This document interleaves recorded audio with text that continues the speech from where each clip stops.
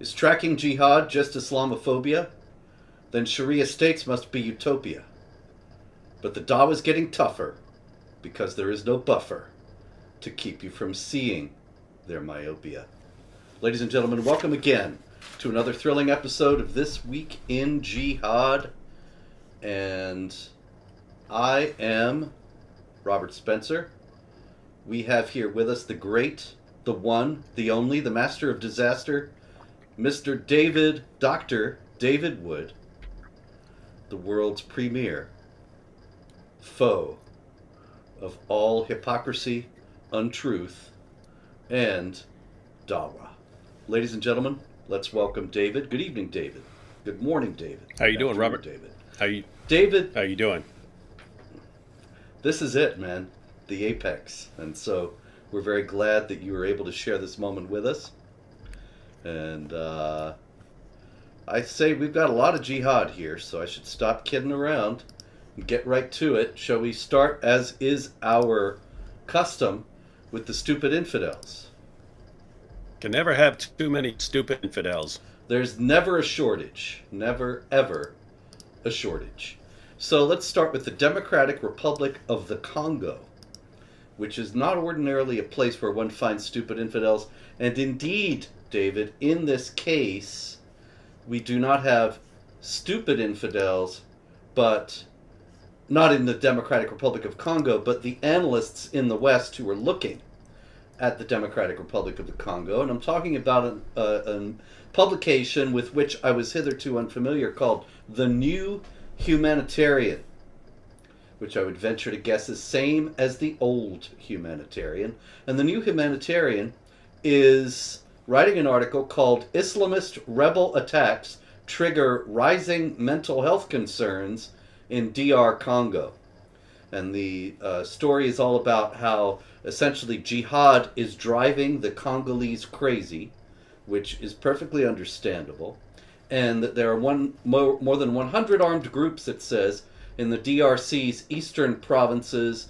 Talks about the Allied Democratic Forces, which they say is a militant movement of Ugandan origins that has pledged allegiance to the so-called Islamic State. Now here's where the stupid infidel aspect of this comes in. The article says, the ADF formed in 1995 after members fled to DRC amid military pressure in Uganda. It has its roots in the repression of Ugandan Muslims. So you see, David, it's all really very simple. If the Muslims in Uganda had just been nicer, said that wrong. If the non-Muslims in Uganda had just been nicer to the Muslims, then the jihadis would never have formed. There would be no jihad in the Democratic Republic of the Congo today, and all the Christians, the Muslims, and other groups would be locked together in a warm embrace and marching hand in hand, arm in arm, into the glorious multicultural future. But because the Ugandan Muslims were repressed, all this has happened. What's wrong with this, David? Is that an analysis you would think is sound? Yeah, well, you got two things there, and one is something that we often overlook, namely the psychological toll on people in areas where, I mean, you don't know what's going to get blown up. You don't know if you're safe jumping on a bus because you don't know if it's going to get blown up. You don't know if your kids are safe going to school. It creates this constant anxiety, and it just fries your brain and drives you crazy. And that's part of the goal of jihad, is to make you never feel safe or stable unless you convert and embrace Islam. But the other is, notice this was very similar to what the dominant view was among the political left right up until Obama. Some of you viewers who are newer might not remember, but if you go back 10, 12 years, the standard view among many people was that the only reason we have to deal with, Al Qaeda and all these other groups The only reason you had 9/11, the 7/7 bombings, and so on, the only reason you had any of this was because the West has been disrespecting Muslims so hard. So, in other words, jihad was a reaction. It wasn't something that's actually part of Islam. It was a reaction to the horrible, horrible West. And so, the idea was, if we just go over, show them respect, apologize for everything we've done in the past, and ask for a new start, they'll embrace us with open arms, their hearts will melt, and the jihad will be over.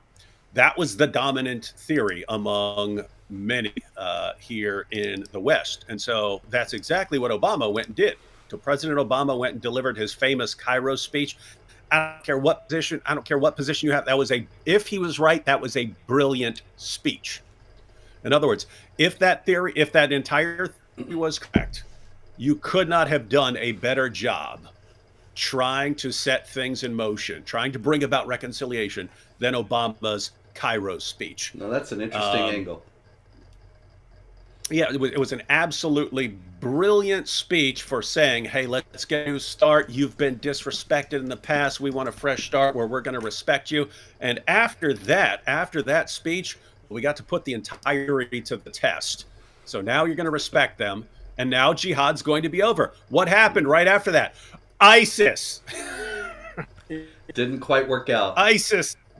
ISIS happened after that, and people realized, wait a minute, these guys smell weakness in the water. They smell blood in the water. Now they're getting even more violent and aggressive because now they think you're not gonna do anything back. You're not gonna retaliate because you want to respect them in return. Turns out the entire theory broke down. And I have to say, Robert, until you just mentioned it, I have not heard the theory in a long, long time, even though it was all I heard 10 or 12 years ago. The only reason they're fighting is because they've been disrespected.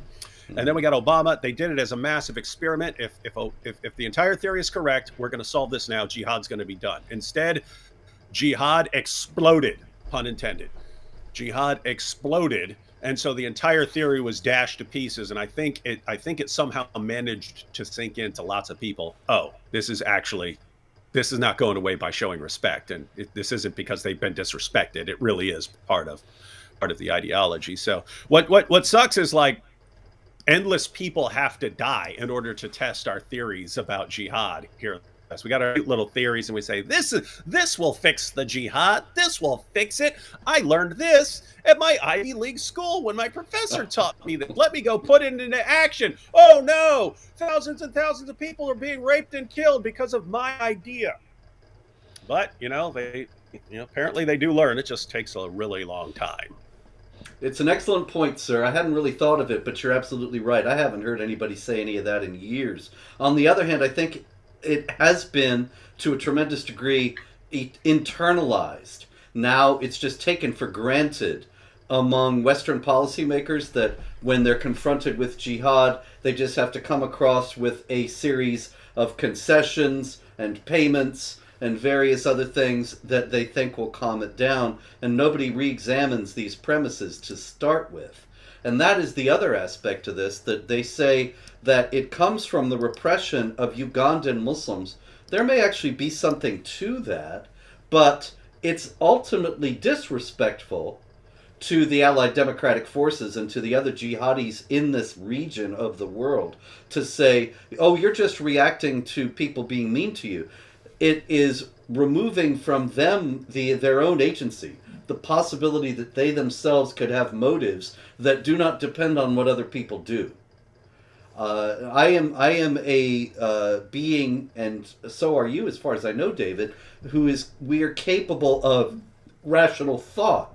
We can reason through to a course of action that is not simply a visceral reaction to what somebody else does. And the jihadis are never accorded that kind of respect. And it's always assumed, oh, they don't really have any way to reason out a course of action on their own. They're just reacting to what we do. Anyway, oh yeah.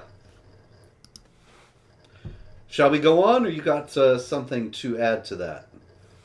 Oh no, you're. I mean, and this really goes. There is that. It's so we talk about the soft bigotry of low expectations. That is Exactly. constantly the reasoning. Whereas we're responsible agents who can think through our day. Keep it, guys. This is not us saying this. This is what other people seem to think, right? Politicians and journalists, they all seem to think this. When we're sitting here going through our reasons for doing things and our reasons through, thinking through things, and so it's just assumed that jihadis, and really I have to say they treat the entire Muslim world like this. Whenever there are terrorist attacks or there are riots or there's mob violence, it's got to be your fault somehow. It's because you disrespected them or you burned a Quran or something like this. And there's never the concept of accountability for the Muslim community. It's, oh, you did this, they went into a violent rage. Therefore, you need to change your behavior to stop them from going into a violent rage. Instead of, hey, guys, you don't get to be going into violent rages over this stuff. There's no thought that you could actually reason with. And so it's the people who think they're the champions of equality and so on are actually the biggest bunch of bigots and Islamophobes there are. Notice, Robert, at the end of the day, we're still trying to reason here. We're still trying to reason with Muslims and telling them, hey, stop following this guy. He's a false prophet. But even if you're going to believe in him as a prophet, then these methods are not actually going to get you what you want. So stop doing this stuff. We're actually treating them like fellow human beings who are capable of rational discourse. And the people who constantly chide everyone else, but the group that goes on killing sprees, they like they're subhuman, and Exactly. and yet we're the bigots. We're the bigots because we treat them like human beings, and the people who treat them like subhuman savages are they're the good guys, right? Yeah, that's right. Been saying it for years, I respect these people enough to take them at their word and to listen to what they say instead of just imputing my own view of what they must be up to and why onto them. Anyway, there's big news out of Abu Dhabi. The Abrahamic family house has opened. Woo! And this is a very big step for interfaith dialogue. We're all very excited about it. Cardinal Michael Fitzgerald, the Roman Catholic Church's Apostolic Nuncio Emeritus to Egypt and Apostolic Delegate Emeritus to the Arab League, and a past president of the Pontifical Council for Interreligious Dialogue. You can tell, in other words, a made guy. This is a guy, he's made his bones, he's in the club. He is a key member of the corporation, and he represented Pope Frank at the first prayer service in St. Francis of Assisi Church in Abu Dhabi over the last few days, and he announced very, very proudly, he said, "This place of prayer should be a place of joy, and I hope that this will be true for all of us here present, that this will become a house of prayer for all peoples." And he didn't say anything about hard stars and clovers, as far as I know. But in any case, he said also that just a few days before the Catholic Church opened in the Abrahamic family house, and there's also a synagogue and a mosque in this place, that the Muslims had gathered together that Thursday evening and they had prayed the Fatiha. David, what's wrong with this picture? Well, I mean, it's the extreme version is where the Christians join in with the prayer of the Fatiha prayer, not realizing that it's actually it's a prayer to not be a Jew or a Christian, right? It's a prayer to not be a Jew or a Christian. There are phrases in there that refer specifically to Jews or Christians, and Jews and Christians who don't know what these phrases refer to are like, oh, we can join in these prayers and show how open-minded and tolerant we are, and they're actually praying not to be Jews or Christians. So Cardinal Michael Fitzgerald is there celebrating the Abrahamic family house and not knowing that his Muslim friends are hoping they don't end up like him. It's yet another stupid infidels incident. We should just show up to that place one day. Translate the Fatiha into English for the English-speaking people there. Anyway, that's going on in Abu Dhabi. We'll see how long that lasts. Meanwhile, in Germany, yes. Oh, by the way, you might not want to do this in Abu Dhabi, but for people who are watching, and you've got your local, your local mosque, which has a invitation or a Q&A or the latest interfaith meeting and so on. Guys, you got to know what you're getting into and be prepared. And so at any of these events, you're going to have these pushes for, hey, let's all pray Al-Fatiha or something like that. And you do not have to be mean. You do not have to be insulting, but you can ask some questions. Say, hey, what does that mean? What is this? What does this verse mean?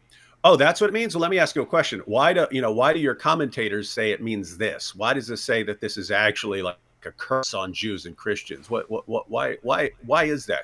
Again, you don't have to be mean. You don't have to cause a scene, but you can throw a monkey wrench in the entire, because guys, they know what it means. They know what that means. And they think you're too dumb to realize it, because most people are. So if you actually are just a little prepared, you show up with a with a commentary or something like that, and ask them about what that refers to. You can expose it just by asking a couple questions. Yeah, if you're belligerent and confrontational, if you look angry, then you will get thrown out. However, if you go and just say, "This has been bothering me. I heard this. I saw this on the internet. I'm wondering if you can clear this up for me." You can get a lot of information out there. I actually did this in the days before I started to write books and become a little bit better known. I remember the last time I did it, I went to a mosque open house, and there were all these imams actually from all over the world. It was a big party, and they were all telling us how Islam was peace, and that it was just like Christianity and Judaism, nothing to be concerned about. And I dared to say, "Excuse me, but this just has been bothering me. I saw this. Somebody said this somewhere online, and it says in the Qur'an, Muhammad is the apostle of Allah, and those who follow him are ruthless to unbelievers and merciful to one another."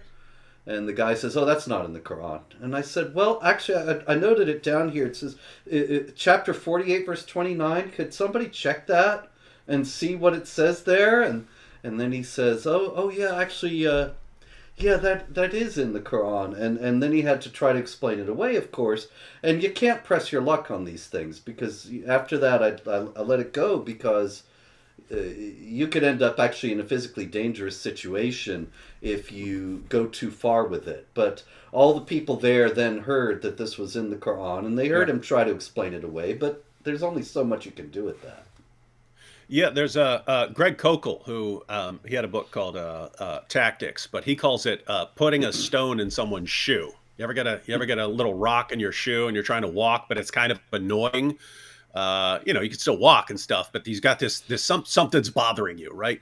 And he calls it that, where, okay, it's not my meeting. I can't just take it over, but I can put a stone in someone's shoe, right? I could get this out there, and all of a sudden, everyone's walking out of there going, "Hey, what was up with that? What was up with that verse?" There's something that's bothering people. Oh, and by the way, ladies and gentlemen, in those situations, feel free to throw us under the bus. You can walk in there and say, "You know what? I got a question about this. I got a question about this Al-Fatiha stuff. Because Robert Spencer, total Islamophobe, he says that this verse is about Jews and Christians, and it's condemning Jews and Christians. What do you guys think about that? And then whatever they answer is, oh, okay, let's get. Okay, maybe Robert Spencer is the bigot that he. But wait a minute, look at this commentary right here. This seems to agree with him. So it's not just his idea. What is it? This guy an Islamophobe too? And is Bukhari is an Islamophobe? Yeah. Of course, I know, David, you and I have both been in debates where they start throwing every Islamic authority under the bus. Anyone that we name. Oh, nobody pays any attention to that. People sit and laugh at Bukhari. He has no authority in Islam. Yeah.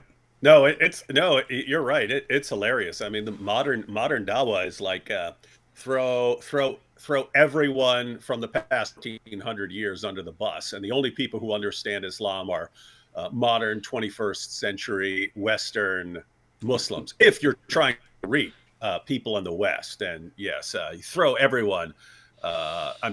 Muhammad's companions like Ibn Abbas under the bus. Two Jalals from Jalalain under the bus. Ibn Kathir under the bus. All these guys they don't know what they're talking about. The only people who know what they're talking about is a bunch of 21st century Western feminist liberal Muslim interpretations of these verses. Just so long as you remain ignorant and complacent, that's the goal. Okay, now we are late for Germany, and you know how they think about people being late, yeah? We have the African Book Festival, which is taking place in Berlin. And it is well funded, receives 95,000 euros from the Capital Cultural Fund. And the African Book Festival is a marvelous event full of literature and poetry, all sorts of wonderful things. But it has been put under the control. The new curator of the African Book Festival is a gentleman named Mohamedou Ould Slahi Houbaini, who used to live in the Guantanamo Bay detention camp and has been an Al-Qaeda jihadi. But now he's been freed. And of course, it's all the fault of the infidels who held him and no doubt tortured him. I hope he didn't gain too much weight in Guantanamo. And so he is the curator of the African Book Festival. Now, David, do you think you would ever be appointed curator of a book festival in Berlin that was funded by the government? No, neither would you, even though you wrote the Qur'an. But we'd be off limits. But notice it's apparent. I mean, maybe Germany hasn't learned the lesson we were just talking about earlier, because they're still in the mode of, if we just show respect, we'll just get a bunch of these Al Qaeda guys, a bunch of these ISIS guys, and show them how much we appreciate their jihad. Yep. And then again, their hearts will melt and they won't want to do jihad anymore. So let's go ahead and make these guys the spokesmen of pretty much everything that has to do with Islam in the West. What could go wrong? What possibly could go wrong? Speaking of the spokesman of Islam in the West, out in California, there's a controversy that has been stirred up by my friends at the Hamas-linked Council on American Islamic Relations, and it is because of prisoners in California state prisons, Muslim prisoners, who have been forced, David. Are you ready for this? I hope you're psychologically prepared for this. I don't want to upset you too unduly. I don't want to fall out of my chair or yes, be psychologically traumatized like the people who are in areas and don't come to Islam. These people in prison, they have to remove their kufis and their beards.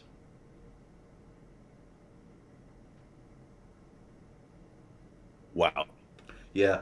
The Islamophobia is just at tidal wave proportions now.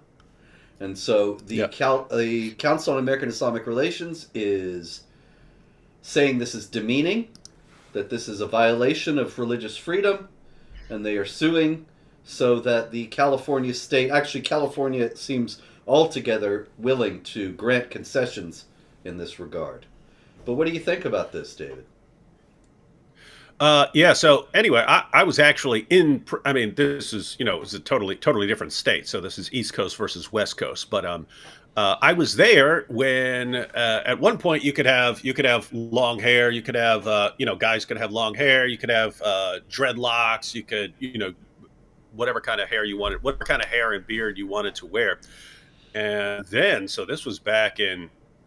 Uh, 1999 or 2000 or something like this, they came and made everyone cut their hair. They had to cut their hair and cut their beards, and the reason was people would hide stuff in them, right? So you go to the visitation room, you've got a bunch of hair, stash some drugs in your hair and so on. So you can actually smuggle stuff around the prison. I mean, if you have a big beard, you could have a shank up there. You could have a shank that something goes down, you pull out your blade from out of your beard and stuff. So they just said, hey, we're getting rid of all of this stuff.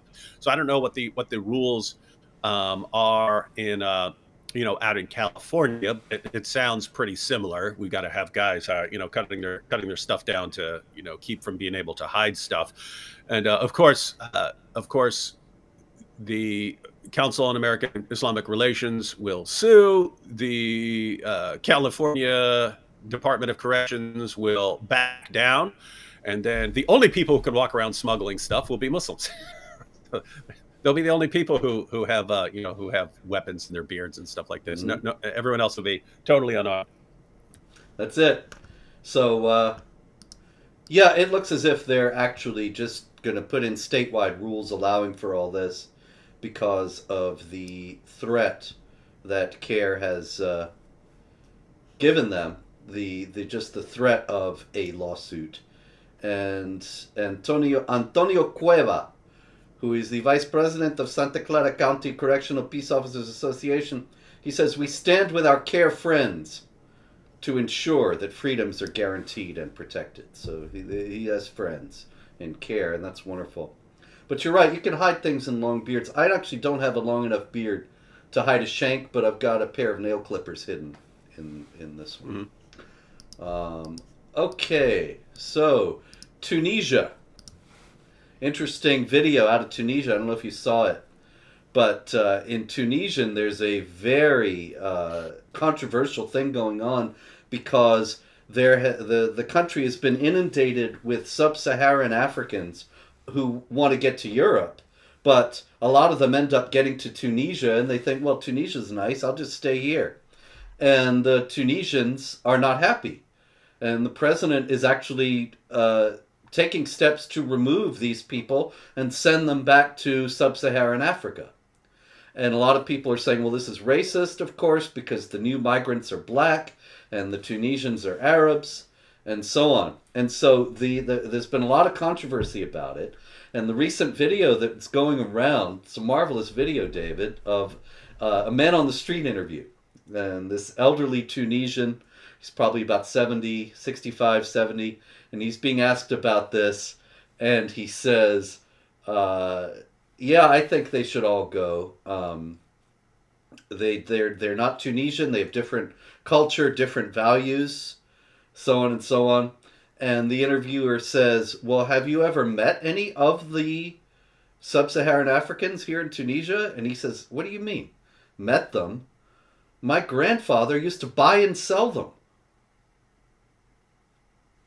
Now, David, we know that Islam does not allow for slavery, and that it is a religion that is completely non-racist. So what is this guy talking about? He must be lying, right?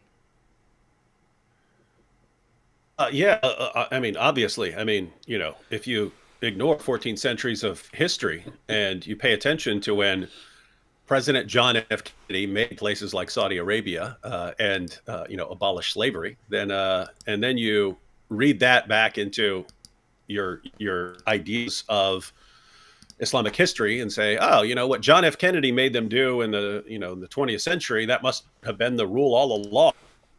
And then anyone who says otherwise is obviously lying. Yes. Hey, you go ahead and you go ahead and talk for a few seconds for a little bit, Robert. Someone's saying there's a microphone issue. I want to actually listen here, so I'm going to mute this, and I'm going to. How would I do this? Yeah, I'm going to mute, and then I'm going to listen to see if I can tell where the issue is. All right. Okay. So I'll All right. go on a You go monologue. ahead. Yeah, you have been a bit choppy. It's understandable, but choppy. And in any case, I'm sure that it's once again the jinns interfering with the transmission of the show tonight. For those of you who may not know, the jinns are spiritual beings who are in the Qur'an. And there's a very interesting book, The Caliph's House, that is written by a man from Afghanistan who was actually raised in Britain. And since he was raised in Britain, he was raised with, well, I guess I should say, he was raised in Britain and he was raised with a lot of Western values, because that's not always the case. And he actually decided, because he loved his culture and heritage, even though he was a secular Muslim non-observant, he decided to raise his children in an Arab country. But in a Muslim country, but he didn't want to return to Afghanistan where there was a war going on.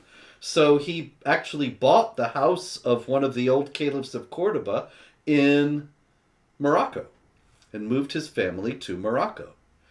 But he, am I afraid of, this is funny. Are you afraid of Dr. Shabir? Dr. Shabir's afraid of me. He won't debate. Every time that it comes to it, he cancels out, or he comes to the discussions. The last time he showed up after I debated the last guy, and he proposed the same debate topic that I just debated with the last guy. And I thought, oh, come on. And he wants to do it. I'm happy to debate him.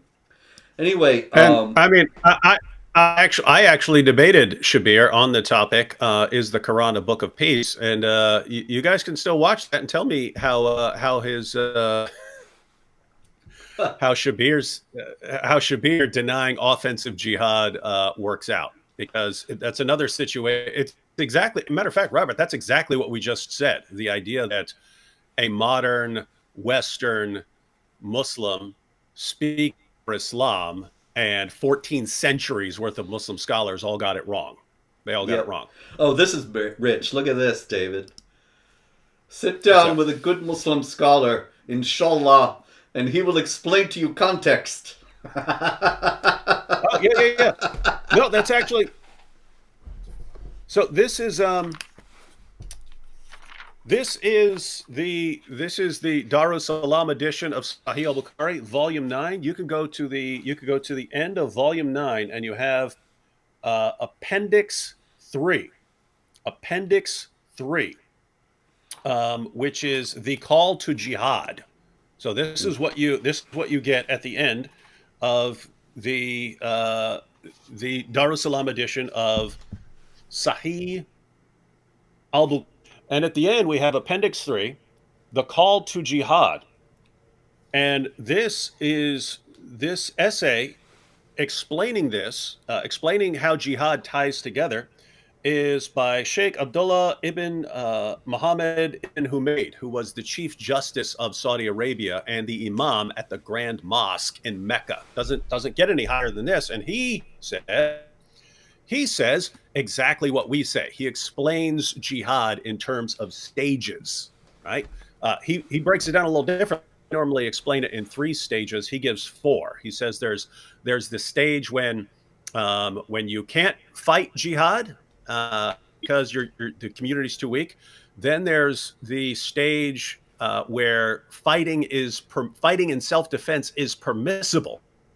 So that's stage 2. Fighting is permissible, but you don't have to. Then there's the stage where fighting is required. Fighting defensive is required. In other words, someone's messing with someone in the Muslim community, and there you are obligated to go out and fight in response. And finally, once the Muslim community is the most powerful force, then it is offensive jihad. You violently subjugate people based on their beliefs. And why does he say that? Because that's exactly what you find in the Quran. That's exactly what you find in the Hadith. That's exactly what you find in the Sirah literature. That's exactly what you find 14 centuries of Muslim scholars until you get to our time when we point it out and show, hey, we got a problem here. And then, no, my good man, you don't go to 14 centuries of Muslim scholars and to the Quran and the Hadith and so on. You don't go to Muhammad saying he's been commanded to fight until people say there's no God but Allah and Muhammad is his messenger. You don't go to the Quran and read, fight those who do not believe in Allah. You don't read any of that. You go to a modern Western scholar from Canada and go with whatever he says.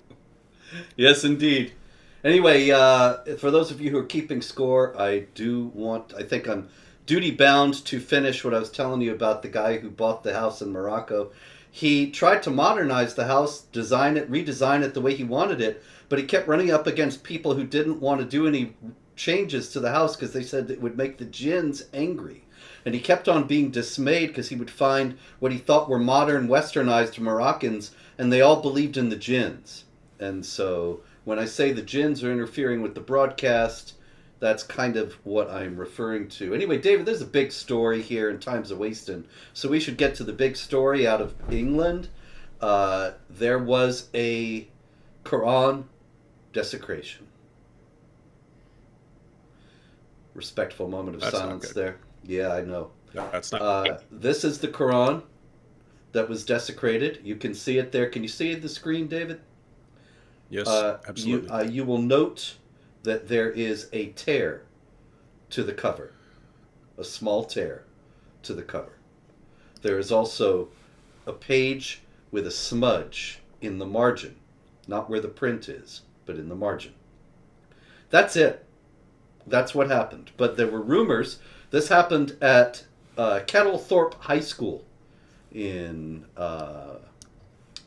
Wakefield, England. A boy who's actually autistic brought the Quran in, and he didn't think there was going to be any trouble about it, but it got torn. The cover got torn a bit, and there got to be a bit of smudge on one of the pages. And there were rumors going around that it had been burned.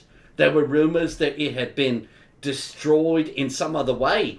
And the Muslim community started to protest. And so the school went into abject surrender mode. And Tudor Griffith, the head teacher of the school, he met with Muslim community leaders. The police were called in. The boy was expelled. His friends were suspended. And there were abject apologies given. And because of all this, the local councillor, a man named Akef Akbar, called off protests that he plans to hold at the school. And they're just reeling about this. The mother of this student was made to apologize publicly at the mosque, and it's just absolutely a travesty, a disgrace. Nobody is talking about the freedom of speech. Nobody is talking about the freedom of expression. Nobody's talking about respecting the laws of the UK.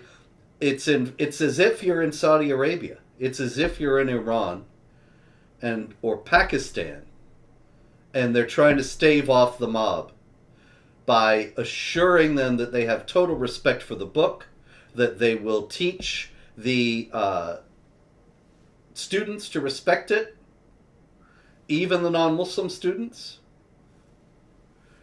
And it looks as if everybody involved in this is taking for granted that Sharia provisions regarding the treatment of the Quran must be enforced in this case.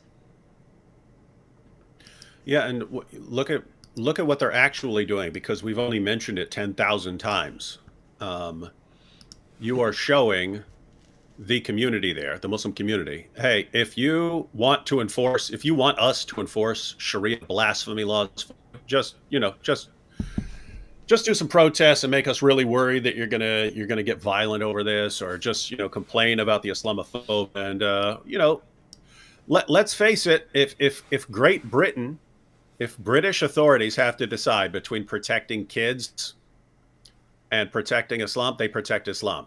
They protect Mm-hmm. Islam from criticism. We saw that. We saw that for years with the grooming gangs, where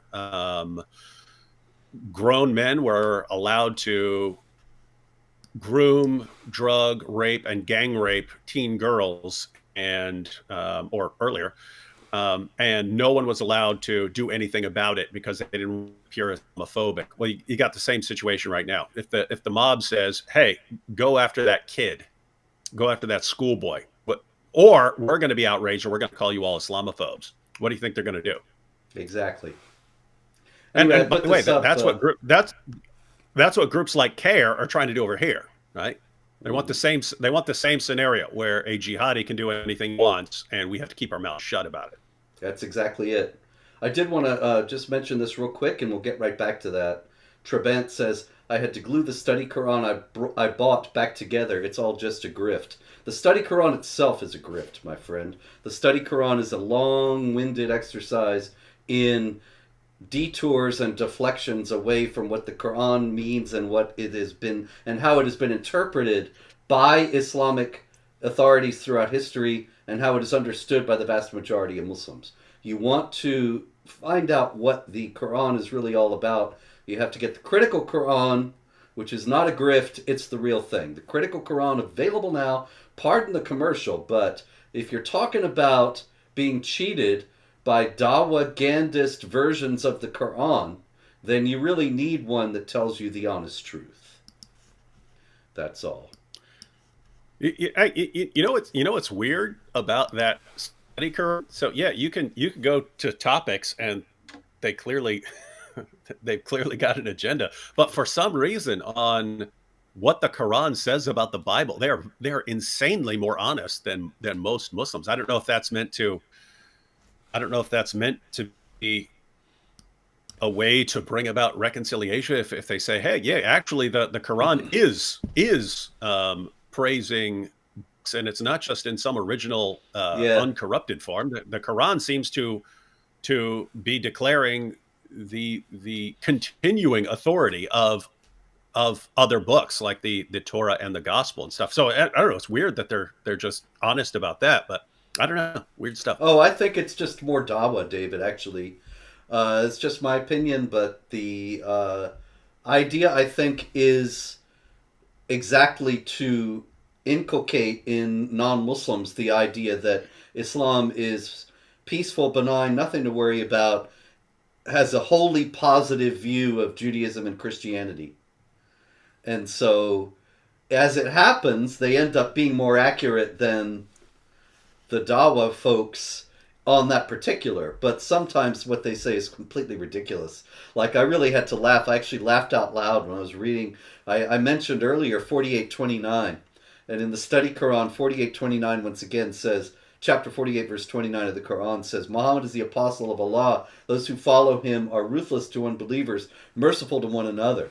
If you read the study Quran, it says, well, what this actually means is that you are harsh in with them in confronting their falsehoods and telling and you have to be relentless in telling them the truth.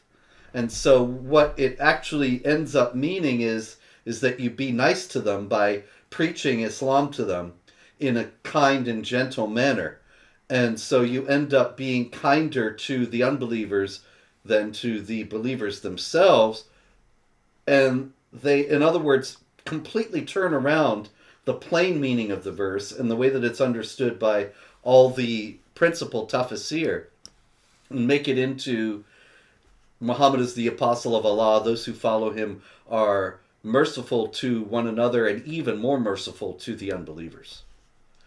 It's and anyway, you want to get some good laughs. Read the study Quran. Okay, David, we got quite a lot more to go here. There's a lot of aspects to this story out of Britain. It's still going on, and we'll probably be revisiting it next week, I believe.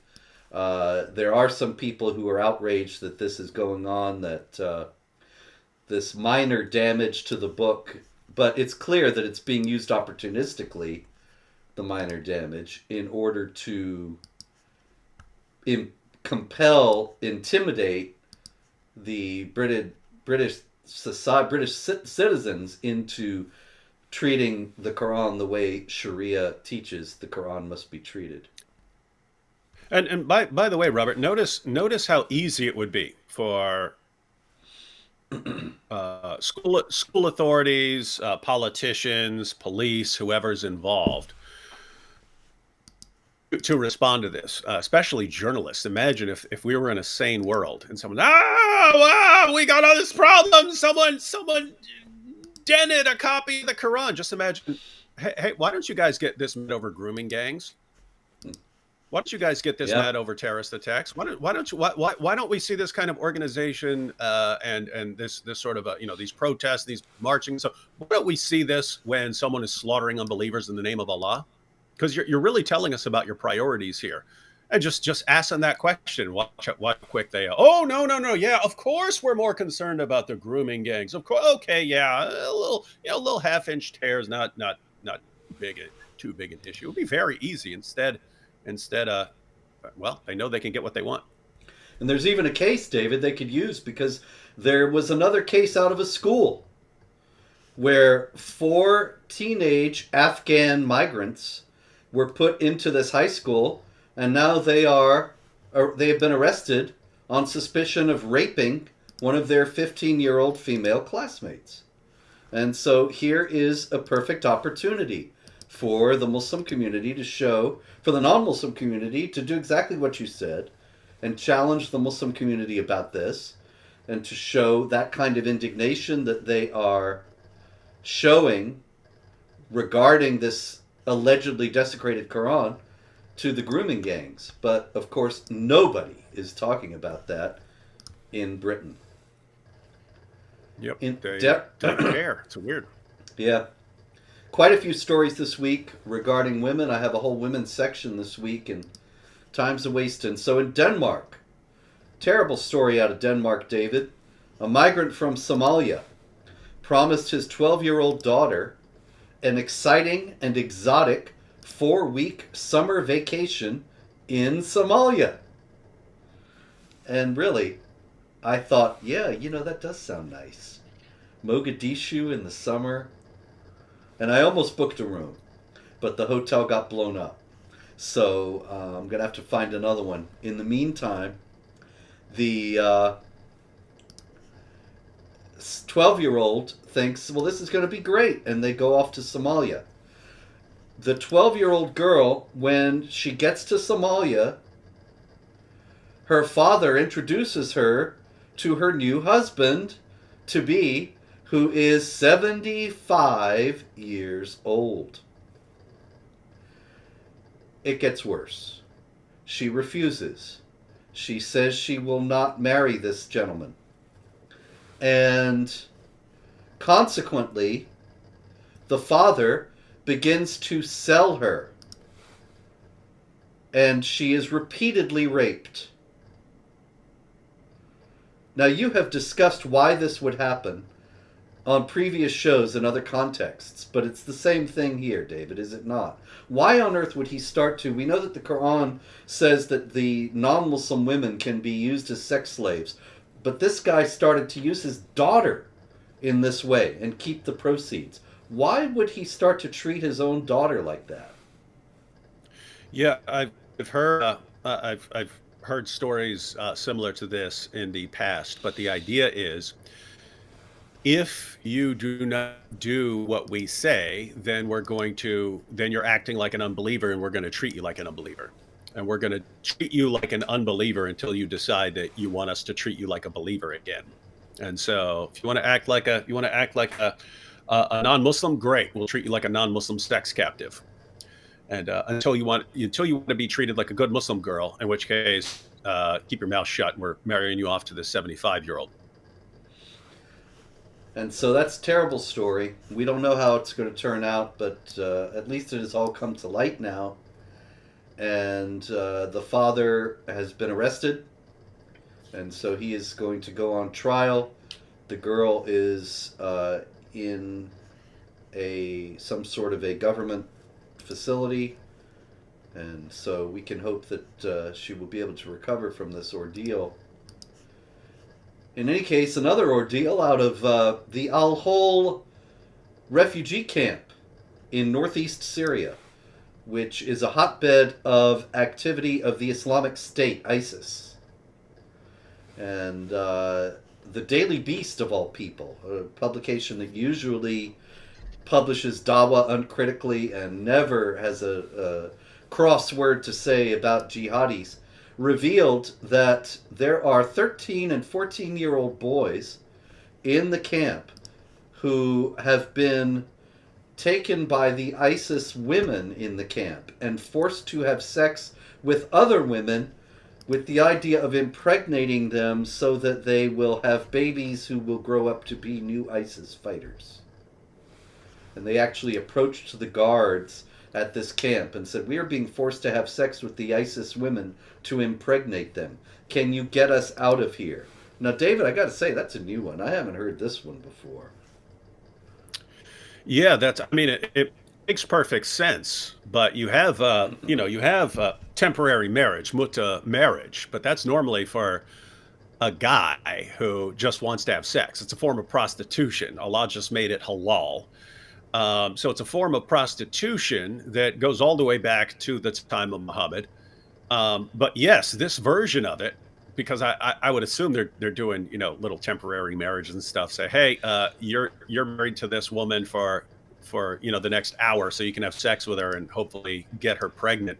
But yeah, so now it's not a form of prostitution. It's, hey, we need to make more jihadis for the future. And I don't know what people have to see from this ideology to realize there's a problem here. But I mean, think about this. You've got grown women seducing teenage boys because the teenage boys are nice and fertile, and they want future jihadis. And this is the women leading this. This is the women. We need to make our jihadi babies. We need to make our jihadi babies. And no matter what we say, no one will realize there's a problem here. Indeed. Terrible stories out of Iran, a series of stories. And it's kind of ironic, David, because last week there was a story I didn't even know. What's that? You said ironic. Oh, Iran. But seriously, okay. Okay. So, I didn't even mention it. I'm trying to concentrate here. I didn't even mention it because it was not actually a jihad story, but it was kind of ironic. It was ironic. The government of Iran, along with the government of China, lodged an official protest with the Taliban over their refusal to allow girls to go to school. But now there has been a terrible series of poisonings of girls in schools all over Iran. Not one incident, not 5, not 10, but dozens of incidents. And some of the girls have gotten very sickened by apparently gas being released. People have reported seeing agents of the government out the windows. The government is denying it's happening. And it's all very strange because girls have been educated in Iran even during the time of the Islamic Republic. Why do you think they would be now taking steps to prevent girls or to frighten them into not wanting to be at school? Yeah, I mean, think about that, because that's something that we're very familiar with coming out of Afghanistan. Girls being targeted as a warning to not get an education. But yeah, I mean, the message is clear. Hey, you girls want to post pictures of yourself flipping the bird to the Ayatollah and taking off your hijabs and pictures and so on. This goes back to what we were talking about with Congo. It's create a constant sense of dread and anxiety until, okay, I can't go against these guys anymore. Like I can't live like this. And I mean, there is a positive. It shows how worried the government forces are. Mm-hmm. If they're that they're actually very, very concerned about these protests and so on. But my goodness, what is it? Because notice it's, I mean, Afghanistan, you're talking Sunni, over here you're talking Shia, and they both have the same inclination. They're not they're not doing what we want, so let's go after the girls. Let's go after the little girls. We'll teach the little girls a lesson, and everyone will back down. Yep. Strike terror and the enemies of Allah. What better way than to go after the little girls? All right, in Austria, we have a pretrial detention for the father of a 14-year-old girl. And why is he in the courts? Because his 14-year-old daughter got a boyfriend. And he found out. And when he found out, he began to whip her with a charger cable, burned her hand with a cigarette, and threatened to rape and kill her. Now here again, David, we actually discussed why a father would behave this way toward his daughter in connection with that case in Denmark and Somalia, but you could perhaps explain how it applies here as well. Yeah, it's similar. There are commands in the Quran, like Surah 4, verse 65, which say you have no real Islamic faith unless you submit to everything Muhammad says. And not only that, you have no resistance against anything Muhammad says. Well, that makes it very, very easy to say, this person isn't doing what Muhammad says, therefore I can treat this person like an apostate or something else. And I mean, it's the justification for honor killing and justification for all sorts of the other punishments that we hear about. Indeed. And so we have an honor killing. It took place in Pakistan, but actually the family lives in Spain. And they have the father has just been arrested. The family of Anisa and Aruj Abbas. The father took them back to Pakistan and murdered them. It appears to have involved the uncle as well. And they also opposed their forced marriages. And so here again, in light of their disobedience to their father felt authorized to kill them. It must be noted also that there is actually a story in the Qur'an, very strange passage in chapter 18 of the Qur'an, and it has to do with this unnamed figure who is called Khidr or Green in Islamic tradition, and he is walking along with Moses, the prophet, and he kills a boy, and Moses is all upset and asks him why, and at length he explains, as for the boy, his parents were believers, and we feared that he would overburden them by transgression and disbelief. So we intended that their Lord should substitute for them one better than him in purity and nearer to mercy. So the boy was killed because the guy knew he was going to grow up not to be a believer. So you have right in the Quran a justification for parents killing the children if the children are behaving like unbelievers. And yeah, I mean, think about, because Western governments won't do anything about this. They think even raising the issue to discuss it is a symptom of Islamophobia, because we just have to assume that people don't think like this when they clearly do. But just think if you were bringing in a family, if you're a Western government, you're bringing in a family for Pakistan. Very easy to ask them some questions about what they think on some of the topic. Hey, what if your daughter gets a boyfriend? How are you going to react to that? And I mean, notice, I mean, if people really, really want to move to the West, they shouldn't have a problem with being hooked up to a little lie detector real quick. What do you think happens if you try to do an arranged marriage for your daughter and she doesn't want to go along with it? What happens then? What do you do? What if he says, yeah, we kill her, or or he says, no, that would be fine, and he's lying, then probably send that guy back wherever he came from. Indeed. But they won't do that because that would be Islamophobic. They'd rather just have this endless cycle, killing and beating girls and so on. Yes, it seems as if they have no limit for that. It just keeps happening. In Belgium, we have a teenager, David, who converted to Islam. Now, that's a beautiful thing. What's that? Yeah, it's going to go well. Yeah, it always does.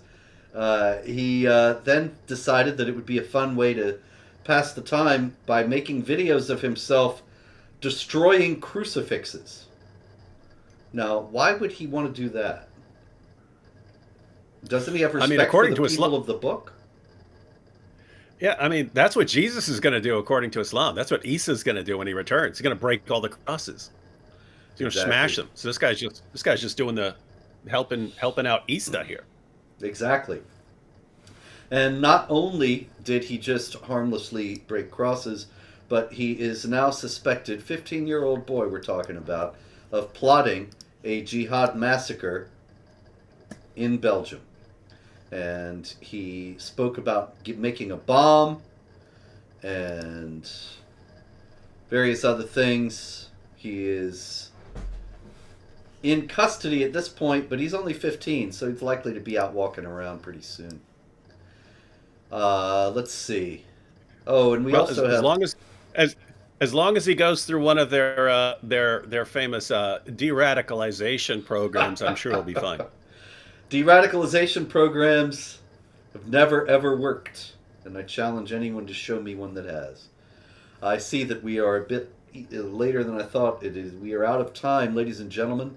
There's a lot more jihad that happened this week, and so if you want all the stories about jihad, they are at jihadwatch.org, updated many times daily with all the news about jihad activity, plus explanations to help you understand why it is going on. And David, thank you once again for helping to elucidate all this. And we will likely be back next week if there is any jihad. If there isn't, then I suppose the second coming will have taken place, and so we'll have other things on our minds in any case. So till then, be safe, be well, and we'll see you next week.